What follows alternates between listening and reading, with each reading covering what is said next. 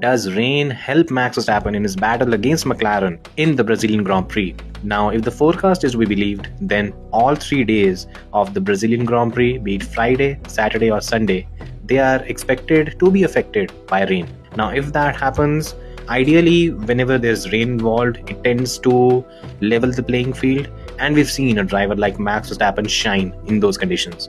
We don't have to look beyond the 2024 Brazilian Grand Prix, where Max Verstappen arguably put together one of the best races ever by a driver and sealed the championship. This season, however, is the wet weather condition better for Red Bull, or would that play into the hands of McLaren? Now, this is where data comes into the picture, because this season we've had 3 different races in Australia, the Miami Sprint, and in Silverstone. And if we look at all those 3 races, the one thing that stands out is that McLaren was untouchable in the wet.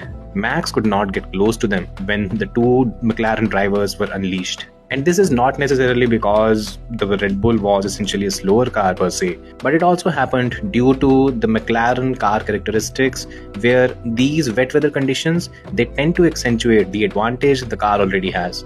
Now, one of the key advantages that the McLaren has over the rest of the field is its ability to keep the rear tires under optimum temperature and hence increase their life. Now, when it is wet, rear tires overheating is one of the major issues that every team faces.